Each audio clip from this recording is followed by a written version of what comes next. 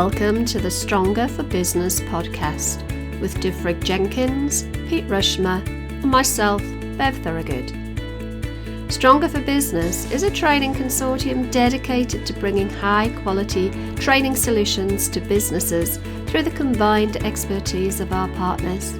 From skills training to developing personal and professional excellence, our mission is to help business owners get the very best from their people at all levels, from boardroom to shop floor. The Stronger for Business podcast is our opportunity to share our knowledge, thoughts and ideas with you, the listener. You'll get to meet some awesome guests from across the business world, sharing their experience of learning and development. If you love what we have to say, make sure you hit the subscribe button on whatever platform you use to consume your podcasts so you don't miss out on future episodes. We'd love to hear from you with your suggestions for discussion topics or ideas for future guests. And if you really love what you hear, please do consider leaving us a 5-star review, as this helps to get the podcast out to a wider audience.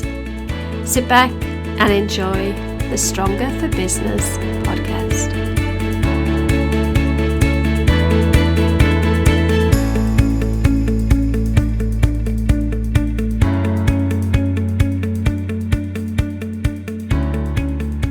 Everybody, and welcome to Stronger for Business. We are joined, we've got the normal team here. We've got Divrig and Pete, but we're also joined today by Mark Underwood. We're going to be talking about leadership through change, but really leadership through the change that we're all undergoing at the minute following the pandemic, which has kind of changed that none of us are really experienced in. So we're all feeling our way, but we're going to talk with Mark. I've already introduced him before, so you know a little bit about him. But before we move on to Mark, let's just say hello to the usual regulars here. Dev, Pete, hello. How are you? Hello. Good to see you. After our little break. Pete's on mute, I think. I'm back off mute. I've been told by Bev that I've got to keep my noise down today. So, I'm going to keep quiet. No. But yeah, Dov, good to have you back from Italia. How was it? We had a lovely time in Italy. Thoroughly recommend it. Obviously, it's a bit of a challenge, and there's a little bit of stress about traveling overseas when the pandemic is still on. But fortunately, Italy was and still is, at time of recording, open for business. We had a great time. And it is quiet, and if it's safe to go and you can afford to go, probably traveling now is actually quite an interesting time because everywhere is quite quiet and accessible and reasonably cheap as well, interestingly. So, for all my friends and colleagues who have or do work in the holiday industry, I'm sure they'll be glad about that message. But I had a great time, nice and relaxed, and hit the ground running this week. Oh, that's fantastic. So you went to Italy, and Pete, you went to Blackpool. I did, yeah. I went to Blackpool with the children. They had a whale of a time. They really, really enjoyed it. It was a great weekend. Oh, well, I didn't go to Italy or Blackpool. I did have a little bit of time in August up in Northumberland, which was lovely. So there you go. We've all done a little bit of travelling.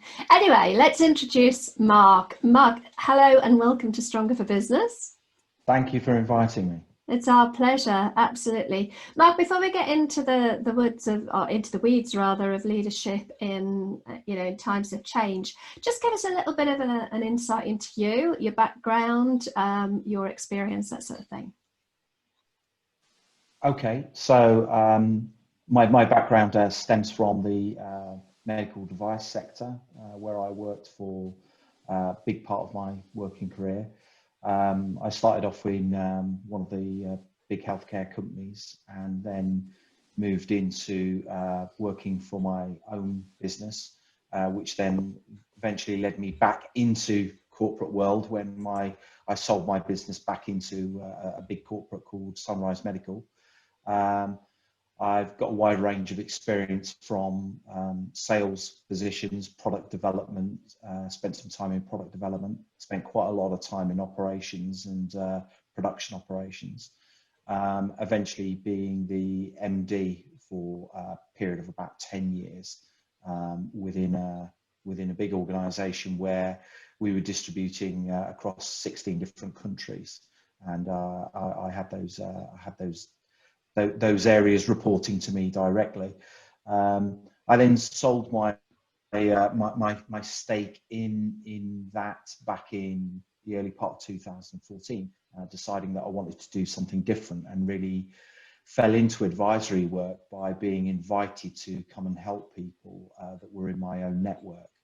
And that's how I've built up my client base ever since. I've never really marketed myself at all. I've just had introductions through my own network. And I suppose I'm naturally quite passionate about what drives businesses and what makes businesses either successful or unsuccessful. I believe a lot of that is all about the people in the organisations, because that's essentially all a business is. It's a group of people trying to collaborate to trade. So when you look at it in that very basic form, it then comes down to, well, how do you get great leadership in place for those organisations, and how do you drive the performance of the people to deliver well in whatever market circumstances. Brilliant. Thank you very much for that. So with that sort of global leadership experience, working with remote teams is probably quite commonplace for you, and there's a lot of talk at the minute about the difficulty in leading remote employees, leading remote teams, leading from a distance. What advice would you give to leaders who are maybe facing leading remote teams for the first time? How does it differ from leading teams that are within your day-to-day site? I think the key thing that I learned very early on, because I was working with a lot of people remotely, and we didn't even have such great technology like this. Back in the days when Skype was always a bit cagey and would crash every 5 minutes, and you couldn't rely on it. So a lot of it is about just rethinking about how you organise yourself and how you organise your team. I think when you are leading remote teams, there's a different trust element that comes to that, and you have to build up a slightly more personal relationship, I would say, with those teams, because essentially you are trusting them to be your eyes and ears on the ground.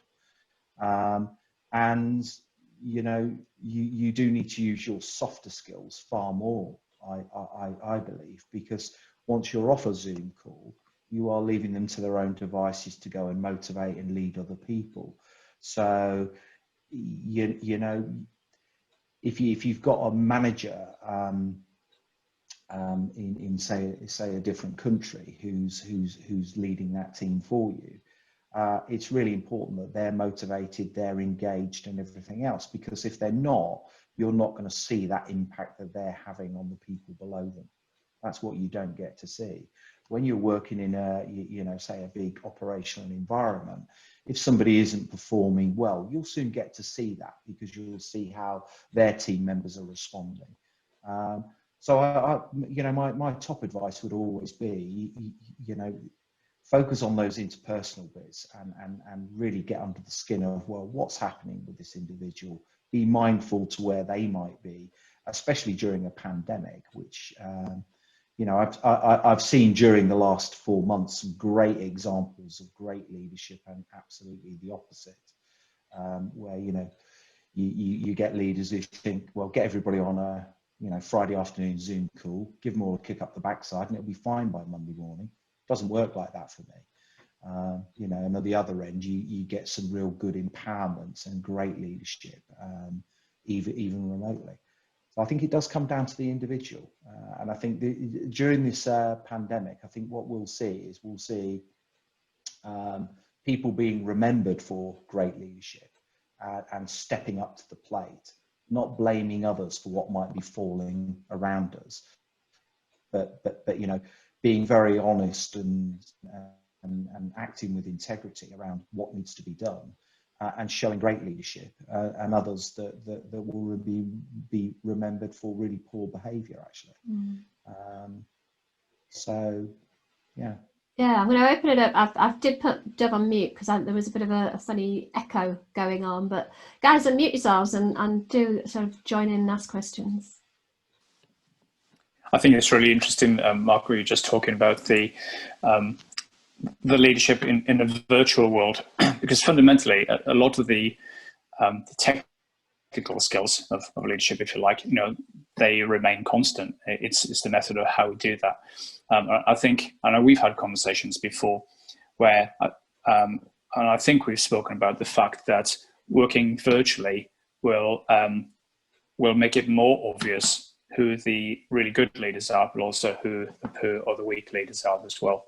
Because we all know that, and I think we've all experienced it. You can be sat in a room with 60 people, and you could be sat next to a line manager, and they could still be a really poor line manager who doesn't engage with their people and literally sat next to them. Whereas, regardless of the distance, when you're virtual, it's that lack of contact. And it is quite surprising that quite early on, so we're talking kind of April, May, I was hearing stories of my line manager hasn't spoken to me in 2 weeks, not even picked up the phone, hasn't had a Skype call or a Zoom call, nothing's happened on Teams. I think, and so not everybody needs that. So, it's not that people are needy, but people need social interaction. We are social animals. But from your line manager, for direction and motivation and encouragement and just checking in on a human level, that's really, really important. So I think that this whole virtual environment, and realistically, this is going to last for at least another 6 months. A lot of the big organisations are talking about not bringing their people back until at least January 21. So if businesses know that their line managers and their business leaders aren't engaging with people, there is development need that can be fixed, because sometimes it's just about raising awareness, isn't it? So it's unlike in face-to-face, in-person leadership, it's increasing your level of emotional intelligence, your EQ, as well as your technical skills and the IQ side of things. No, absolutely. It's interesting. You use the phrase emotional intelligence, because that wraps it up, really, doesn't it? You've got to be able to, in this virtual world, really read what's going on with the people that you're managing, and appeal to them on a much deeper level, and get underneath what might be going on in their personal life, their work life, and everything. Because what I have seen on a couple of occasions is almost a lack of acknowledgement that this might be affecting people on a personal level. And so people get on Zoom calls and they just down to business.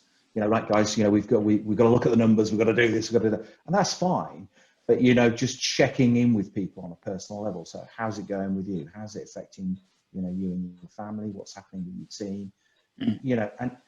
And just showing that emotional intelligence that you do care about what's going on around them. Because for me, I've always felt, well, be quite conscious about how you're going to leave this person feeling when we all press the leave button. And do they feel like, no, I've been really well supported there. He understands where I'm coming from. He understands my challenges. I now feel better about the world. Whereas if you see managers sort of bowl over all that, don't they? They sort of, I hear it, but let's just get to the chase, as it were.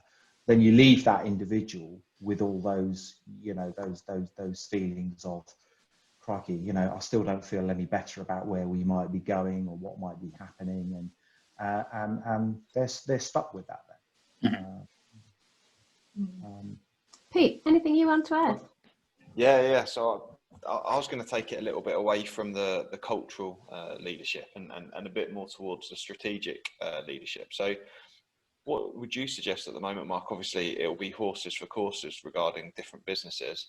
But would you be able to sort of outline, from a strategic point of view, there's going to be some companies who decide to take a very conservative approach. They're going to start to cut headcount. They're going to start to pull the purse strings in and really focus on their productivity. And there's going to be some companies that are going to go, do you know what? There's an opportunity here. Let's go hell for leather.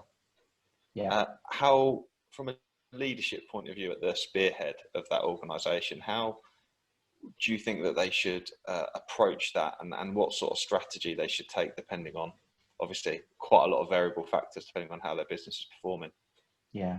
I mean, there are obviously massive variables, aren't they, depending on what industry sector you're in. But I think what I would say to people is, don't take anything off the table. You almost have to go and sense check all those things in your industry that you've been maybe taking for granted. So, go and explore the landscape of your whole sector and think, like, well, how is this going to be impacted? What is going to change? Where are the opportunities within that? You know, to streamline how, even if it's just internally, streamline how the team works. And a lot of people are going to have to go and reinvent their businesses, essentially. Now, in some areas, you know, the more use of technology is going to massively help people. You know, either speed up their processes, means that they can get through more work with less people. But you do have to start with, you know, absolutely re-looking at the whole landscape of your industry, then the piece of that pie that you're going after, where you are going to try and, you know, take advantage of those opportunities, and then take that information to then go and take a re-look at your organization and say, well, in light of all this information we've gathered from the marketplace and what we think is going to happen in the immediate future, what kind of organization do we need to have? And it might be you need to totally redesign your organization and maybe get some external help from guys like yourselves to say, well, you know, the makeup of our organization might look totally different going into 2021. And how do we transition the business to that point? And in some industries, there's clearly a massive necessity to do that because the demand has just fallen by the wayside. It's interesting, something you said the other day when we were having a conversation, Mark, and the choice of language used with reinvention and redesign, which I think is absolutely, in uncertain times, something that business leaders should be looking to do. There's a bit of a buzzword around the word pivot at the moment, companies pivoting. Would you mind just sort of exploring your input on that, please? I hate the use of the word pivot. Yeah, I do hate the use of that word because to me, it's like, well, what does that mean? You know, before the pandemic, I'd never sat in a boardroom and somebody said, you know what we've got to do, guys? Here, we've got to pivot. I'd have gone, pivot where? What do you mean we've got to pivot? I just don't think it's deep enough. So I get changing your organization and, you know, rethinking what your marketplace looks like. And like I say, you know, going and revisiting the whole landscape of your sector and thinking, well, how is this going to change? And actually for the great leaders, there's an opportunity to say, well, with this change, actually, how can we even think bigger? How can we even think longer term of, and reinventing the whole way in which you are servicing or supplying that market area, and I think the word pivot is just too flippantly used as well, Pete. It's just thrown in there as a pivot, and when I've challenged a couple of people on that use of language, they haven't really understood the detail of what they mean. And one of the things that's always served me well is getting down to that level of detail. So when I talk about you know, looking at the landscape of the market and drilling down, I am talking about absolutely getting down to the hard numbers that support that as well, because that way you can then go and look at the cost base and everything of your business and say, right, how do I align these two things so I still end up with a profitable organization? You know, if now I understand what the landscape looks like, what the supply chain looks like, all those different elements, then I can really go back to my organization and move it around. And while you know, inevitably in some organizations that's going to mean that in some areas they're going to be cutting headcount, and that's a real sad fact of life. But unless businesses do that and good leaders just face into that and deal with it, actually then they just put the whole organization at risk. So there are some tough decisions to be made, and you know, but good leaders are paid to make those decisions, and I think a lot of the time it is about the decisions you've got to make, but it's how you deliver that as well, which I'm always really conscious of, because one of the things I've seen in my career is, you know, people making maybe the right decision, and that decision might be a tough decision, but then how they deliver it is quite poor. So that leaves everybody else that's left in the organization maybe looking at the leader thinking, well, I'm not happy the way he dealt with those individuals, or, you know, maybe I now feel like the organization is a rubbish organization. So I think as a leader, you've got to be really conscious about how you deliver some of those tough messages and manage those situations because of the people you're left with. I think it's important. Oh, sorry, Dave. Okay, thanks. There's a few points there just to kind of pull out some of the points that kind of resonated with me. And I think if you look back through the last couple of decades, every time there's been a bit of a recession or there's the financial crisis a few years ago, there's been so much innovation that comes out of that. Yes, some businesses will disappear, and some businesses have already disappeared in the UK and overseas in the last 6 months, and that will continue, sadly. But there is a lot of room because there's new technologies, there's people will become more creative, and that is the leadership responsibility, because it's very easy to go, actually, we can't. Financially, some businesses can't survive, and that's a sad fact of life.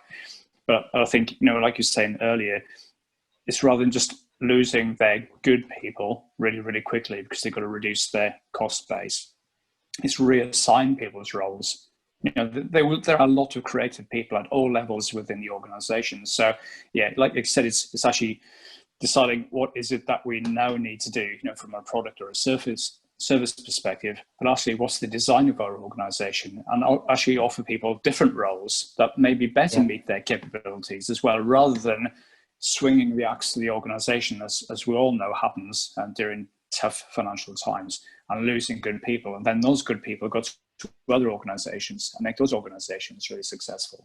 And you see it all the time, especially in the corporate world, and it's quite sad for the individuals as well. So I think there's something in there around, just to reinforce your point about what is it that now that we need to do to keep our place in the marketplace and to become more creative. I have a bit of a problem about innovative, like the word pivot, because everyone says you have to innovate all the time, but actually what does that really mean? But it's about having more creative solutions sometimes, and redesign your organization so it's more fit for the future. But I think there is that real present challenge of, especially in the UK, where the furlough scheme is going to get paid back over the next couple of months, and the financial pressures will just be too great. But within that, I think there's some creativity that can happen. So I think we, as business leaders, is just being really careful about that emotional reaction to that, and take a step back from that, and actually think about what other alternatives do we have here? Do we lose a percentage of our workforce, or do we actually reduce their hours? Is that something we can do? Can we put people part-time or something like that, so you're not losing your best people?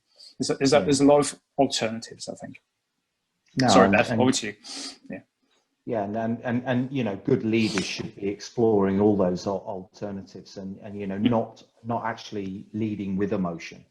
Really looking at the landscape of their industry and saying, right, how can we go away and reinvent ourselves? Get creative. Where are the new opportunities? How can I get the team engaged with that? And like you say, very much, well, can I reassign some people to go and explore some of these new areas and create new lines of revenue? Why can't we do that? And there isn't a perfect solution. Again, one of my pet hates is, at the moment, is on social media. You've got every Tom, Dick, and Harry that's an expert in how to get yourself out of these situations. I certainly don't want to come across as one of those, because I'm a realist. The reality is there is going to be some great opportunities. I mean, the UK is normally very good at innovation. So, with our drive to try and become carbon neutral, there should be a lot of businesses saying, well, how do we take part in that? There's going to be stacks of money that comes along behind those things, So when there are these kind of situations, more to do with financial crashes, there is then some money that appears from investors or government itself going, right, well, how can we drive some of these new industries? And it's how we get our unemployment down, isn't it? We go and reinvent ourselves. Back in the 80s, we had millions of coal miners that were made redundant and didn't have jobs. Well, we've re-leveled the playing field, and those jobs have been replaced by something else, haven't they? That's all we've got to do again. Well, now all I was going to say was going back to Pete's pivot, actually. Sorry, cover your ears as I say the word, Mark. But I was relating it to sort of netball, and I guess you guys have probably never played netball, but when you're playing netball, when you pivot, you always have one foot on the ground and you pivot round that foot. So you've always got something anchored, and it could be either a 5-degree move to get you in a better position, or a 180-degree turn to change you in a different direction. And I think for me, when we talk about pivoting in business, it's not all, sometimes there's a sense of we have to do something 180-degree flip, when actually sometimes it might just be a slight move, a 5-degree pivot to change a little bit of the sort of the focus. So I think I don't like the word pivot either, because I don't really know what it means. Does it mean a full change or just a realignment? But I think that analogy just came to my mind as, maybe we just need to look at things from a slightly different angle and not go full pelt in changing direction. So that was my 2 pence worth. But what I was also going to ask was, if we're expecting leaders to come through this totally, I hate this word as well, there's a lot of words we don't like, unprecedented situation, it's got to be all right for them surely to say, look, I don't know all the answers, and not be the person that has to have everything in place, because that's a huge amount of pressure to potentially make the wrong choice, isn't it? Yeah. On your first point, Bev, I think that's a really valid thing that should be flushed out, actually, because I think a lot of people, if they're not careful, they're going to overreact. So they're going to throw the baby out with the bathwater and go, oh, we're going to make loads of people redundant. And then, they are going to lose good people. And then when things settle down, they'll go, well, maybe we shouldn't have done that. I think you are absolutely right. People need to look at, well, actually, is there just some small adjustments we need to make to get ourselves back on course? And not overreact to what's going on. And I've seen some classic cases of overreacting, actually, and you have to just settle people down and get again down to the detail, because a lot of the overreaction is an emotional reaction. Yeah, it's not factually based. They're not looking at, okay, you've had a rubbish few months. Well, of course you have. Everybody has. I mean, place has been shut down, but actually, what does it look like from September onwards? Yeah. I was having this conversation with an engineering company only this morning, whose September sales are in line with the forecast. They're already looking like they will be up on last year. 2 months ago, they would have been, well, I think we need to close the organisation. So that would have been an overreaction.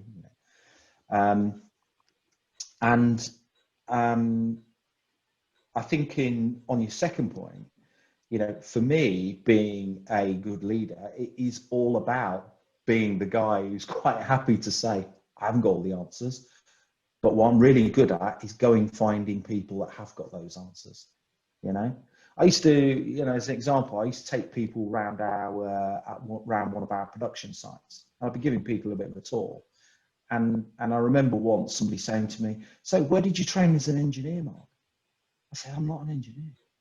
Well, you know so much about this. I said, these guys that work here have taught me. I do run the business, but I've learned all about CNC machines. I've learned about different things, because being a good leader for me is about going and recruiting people in areas of expertise that are far better than you, and not being afraid of that. And you see so many people aren't very good leaders, and they are worried to death that somebody might know more than they do. To me, it's the opposite. Being a good leader is about going and finding those people and then getting them engaged with what the business needs to achieve. And if you get enough of those people in the room, you're unstoppable. You will find the answers. But you have to be willing to ask for the help. Yeah, absolutely. Absolutely. And is there anything wrong? I don't know. Maybe I'm wrong. Is there anything wrong with, as a leader, going, actually, I don't know. I don't know. We need to go and explore it. Let's actually talk about a plan of how we go and explore that, because I haven't got all the answers today. I've never dealt with a pandemic, But for me, that is showing good leadership. That is good leadership. Yeah, I'd agree with you. I think there's a lot of sometimes self-imposed pressure and perception that I have to know everything as the leader. And I think you've eloquently put that point across, that's just, it's not right. And I think maybe that's a traditional viewpoint, but I think in today's world where there is just so much change, even before the pandemic kicked in, the term VUCA has been around for a number of years now, where it's volatile, uncertain, complex, and ambiguous. And I think leaders who put their hands up occasionally, maybe not all the time, because I think potentially you lose a little bit of credibility then, but occasionally to say, when we face with something that we've never faced before, and that doesn't mean it's always a pandemic, just like, look, I don't know, what does everybody think? And actually, you probably come up with more creative, innovative solutions that way, and you'll be seen as a more authentic and genuine person as well. Because the worst thing you can do, and it's going to be quite career limiting, is to say, I'm going to make this decision because I know best, because I'm the leader. And then you make the wrong decision and it all goes horribly wrong. So having conversations with your team and people in other functions as well, in larger organizations, you just get different people's viewpoints. And it doesn't mean that you necessarily have to take all those viewpoints on board, but just generate some ideas and come up with some alternatives, because what worked in the past probably isn't going to work in the future, because there's just so much change in the working environments. You mentioned when we were talking offline before we came onto the podcast about the use of technology, as we, greater use of technology as we come out of the pandemic and leading into the future. What in particular were you talking about, or were you thinking about? So I think communication technology is clearly the obvious one. I think we've all got into the habit of jumping into our cars, jumping onto aeroplanes for meetings and things, when actually we can do 95% of what we do more virtually. And certainly when I see the financial services sector and what happens, in London, you've got thousands of people a day heading into our capital on a train to then go and sit in an office, log onto a computer where all the information's in the cloud. It's like, hang on, we surely we can do some things differently. And I think, I don't think we all should just be sat at home working remotely, but I do think we ought to, as we're doing that reinvention of our businesses and rethinking what it looks like in the future, we've got to look at the other things that are a challenge to business outside of the pandemic. The environment is one that I'm quite passionate about. How do we improve our environment? We can't just keep building more and more train lines. We can't have more and more people moving around. So can't we get a happy balance and use technology to help us with that? I'm also quite fascinated about how smaller companies can really tap into technology to fast track innovation. So good example that I've seen going back to my old sector in the medical device sector. Years ago, if you wanted to develop a product, you'd have to find somebody that could make it. You would have to maybe employ a designer. Now, a lot of that you could sit at home and coordinate. You can tap into a business in Timbuktu that's got a 3D printer and get a sample of your new innovation sent through the post to you. So I think using technology is some great examples where smaller businesses can really accelerate. And it does make me wonder what businesses will look like in the future, whether we'll have just far more smaller enterprises rather than these big corporate giants that just consume everything and burn the planet to death. I don't know, but you would hope that that some of the good things that could come out of COVID-19 is just that bigger thinking around. Come on, we can't just keep doing what we've always done. It's just not sustainable. And the first place we should go to try and improve that is technology. Okay. Very interesting to talk about that today, because on the news in the UK, the government has finally pushed the green button for the HS2 line, which is which has been controversial from the outset, and I don't get political about it. But to your point, and I don't expect a political opinion from Mark, but it's really interesting, all the things that you've just said. But then and I think there's been a lot of thought and a fair bit of conversation in the last couple of months is when we get out of lockdown and the pandemic, will things change, or will we revert back to where we went before, or a blend of those things? It's really interesting. My first reaction when I saw the news about this £1 billion project, which is already over budget and not even started yet, is it one of those things? And I think the intention is good to release and put more money into different parts of the UK, and it's not just all in the southeast. But it's really interesting using the thought processes that have been developed over the last 6 months or so. Is that the right thing to do? And I don't mean that from a political perspective, but is that the right thing to do when actually a lot of people don't really need to travel so much for work? It seems it's almost counterintuitive to other thought processes over the last 6 months. Yeah, it is, because again, I don't want to get political at all, but my own thought process goes like this: is that we could spend that money far better, and actually there's two ways you can create more capacity on your railways, aren't there? There's two clear ways. You can build some more railways, or you can just take some capacity out of the railways. And that sounds really obvious, but it's like, well, that's how you create capacity. So why not just take some people off the railways? Most people are traveling for work. Well, do they need to travel for work? What percentage does that look like? I bet you between Peterborough and London, it's most probably 30-40%.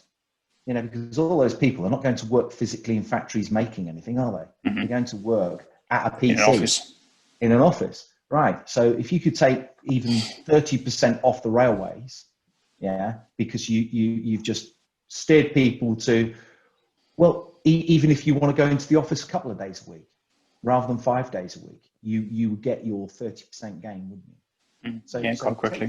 Take 30% out. You've got the same. You've got improved capacity. I think it's a travesty that we're spending that kind of money on a rail network. And by the time it's finished, we'll all be doing something else anyway. Yeah, absolutely. Hey, because that's always the danger, isn't it? Yeah. So we were talking about sort of small businesses and the opportunity that it actually presents, because there is there's some pretty big numbers out there talking about the recession and reduction in GDP, but naturally a lot of that reduction in GDP is because the large organisations are struggling, and they're the ones that are going to need to really restructure and plan for the future. However, there's a lot of smaller business owners out there who possibly could relish a real opportunity, particularly with some real great talent coming onto the market as well. And there's lots of opportunity for them to innovate and make the most of pivoting moving forward. And I'm a firm believer in a global small business, or a future of global small businesses and not of large corporations. And I think there's going to be a big opportunity there. One of the things I was interested to ask you about, Mark, is you'd have been running your previous business during the previous recession, and sort of what were the changes that you needed to make as part of leading that out of the recession? We just grew through it. We absolutely just put our foot down, as it were, and went for it, and if you imagine any kind of pandemic, recession, whatever it is, what it does is it actually slows everything down. If you imagine a race, everybody catches up, don't they? They line up. Yeah. Imagine when I'm really into motorsport, and one of the things is when the yellow flag comes out because something's happened, everybody bunches up and they all catch up, don't they? Flag goes back in, right, we're all off. And it's the opportunity for the people in the middle of the pack to actually overtake the people at the front if they're smart. And business is a bit like that. And actually, my business in, I think it was the 2000, when we had something happening around 2000, late 90s, when we had one of our previous crashes, because we've had so many now, I lose track, we were quite innovative in our industry, in the way we were working and delivering product, and we just used that as a way of just pushing forward and actually beating some of our competitors. One of our key competitors that was quite dismissive of us actually went bust, because we hung on to our people. We just went to market in a bigger way, and the reason why we made that decision, because again, we looked at the situation in the market and we said, well, You know, this market is worth hundreds of millions. You know, we're a tiny little organization right now. So, but if the size of the market is shrinking, all we've got to do is make sure that we increase our market share. And so we get really competitive and we focus on how do we go and take, market share off others. Essentially, for me, the pandemic should be an opportunity for small businesses. And you're right, it is the big businesses that are going to be going, oh, we need to lose headcount and everything else. Any small business that's got some good ideas and good leadership around it should be able to go, well, how can we capitalize on it? How can we push our shoulders out and really go for it? And I think actually one of the other points is that, as some of those bigger companies do start to make layoff, you get access to talent that you've never had before. I've just recruited 2 engineers from Jaguar Land Rover this week for an engineering business that's based in the West Midlands. And they're like, wow, that's great. We've never been able to get our hands on those kind of people before, and these people are really grateful for jobs. They've been laid off at Jaguar Land Rover and they're like, crikey, nice small engineering company, can speak directly to the business owner. Yeah, it's not Jaguar Land Rover, but hey, it's a job and it's an opportunity. And then they become part of that decision-making process and not just part of the conveyor belt of a big business, don't they? No, exactly. So actually, I like Pete's idea of the world where we've got, far more smaller organisation and less corporate giants. And actually for government, they have to remember a lot of these big corporate giants aren't the ones paying a lot of tax. Yeah. So it'd be very interesting to understand the maths around, well, what does that mean in terms of collection of corporation tax? Because some of the big boys that are axing jobs aren't actually paying a lot of tax anyway. Most of the tax income from corporation tax comes from SMEs. That's the fact. Yeah, we'll live in a much more vibrant economy if we embrace small to medium enterprise, and it will be a far better, more innovative economy and country off the back of that. Yeah, 100%. We get more equality that way as well, don't we? And a lot more opportunities for diversification for people in their careers as well. Yeah, absolutely. Do you know, this has been a fascinating conversation. Absolutely loved it. I read something, I didn't read it, that's a lie. I listened to something that was said on a podcast yesterday that said, if you focus on the problem, you become an expert in the problem. So focus on the solutions. And I thought it was a great saying. So on that note, we're at the just about coming up to the hour mark. Just before we wrap up, Dev, Pete, do you have any other questions, observations, thoughts you want to share with Mark? I just want to say thanks, Mark. it's just that moment online, isn't it? Who's going to go first? Yeah. I just want to say thanks for coming along, Mark. I've known you virtually for 4 or 5 months now. It's always a pleasure talking with you, but also listening to what you've got to say as well. It's always well thought through. It always makes sense. So from me, just thank you. Thanks. Yeah, and much the same from me, Mark. Apologies for the little moment, but sometimes it's difficult. I've sort of overspoken a couple of people already today, so apologies for that. You're absolutely fine. But I really appreciate you joining us, and actually, it's really interesting to hear your points of view as well, and that maybe I'm not so young and naive in the way that I look at a perfect world of how I think we should grow out of the recession, because particularly I think my attitude's very much aligned. I think that this actually presents an absolutely spectacular opportunity for an awful lot of people. I think they've just got to have the confidence to go out there and make something of it, and not focus on the problem, but focus on the solutions, the technology, that this is happening for people. There are people this is happening for, and it's their opportunity to go out and grasp the nettle. Yeah, absolutely. Couldn't agree more. Brilliant. I think what I've loved about this is I think what I've picked up from this is your thoughts that, there's no one size fits all solution to coming out of this pandemic and leading the way forward. It is very much about finding what's right for the organisation, for that leader. And like we spoke about offline and also touched on online, all these expert gurus that can tell you exactly how to get out of this. Well, how can they? They've never been through it. Nobody's been through this. So it's going to be different for everybody. So great conversation. Really enjoyed it. Thank you so much. Thanks, Dev. Thanks, Pete. Before we go, Mark, just tell people how they can find you. If they want to learn more about you, if they want to work with you, how can they get hold of you? Okay, so I've got a website, www.cmupartners.com, if people want to look me up and if they want to make an inquiry with me. I'm always happy to talk to any business owners and do whatever I can to support them during a difficult period. Brilliant. We'll stick the link to the website on the show Thank you. notes. And thanks for inviting me. I've really loved the conversation. It's been great. Brilliant. Loved it too. Thanks very much. We've got a special episode coming up next week, so make sure that you do not miss that. I'm not going to tell you more about it because it'll give the secret away. And we'll see you all next week. Thanks very much, Mark. See you soon, Dev. See you soon. Thank you. Thanks, everybody. Bye. Bye. Guys. Take care. Bye-bye.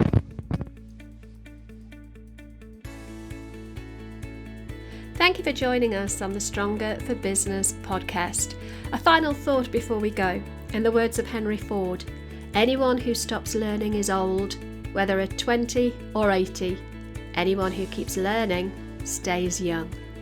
So stay young and join us next Friday for our next episode of the Stronger for Business podcast.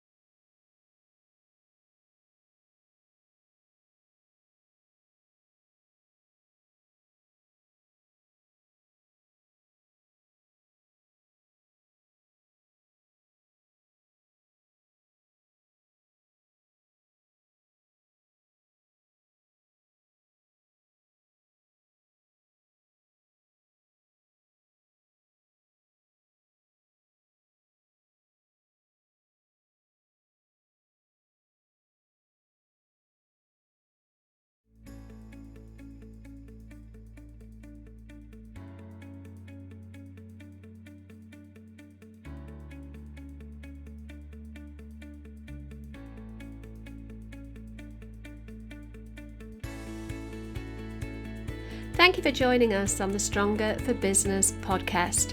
A final thought before we go. In the words of Henry Ford, anyone who stops learning is old, whether at 20 or 80. Anyone who keeps learning stays young. So, stay young and join us next Friday for our next episode of the Stronger for Business podcast.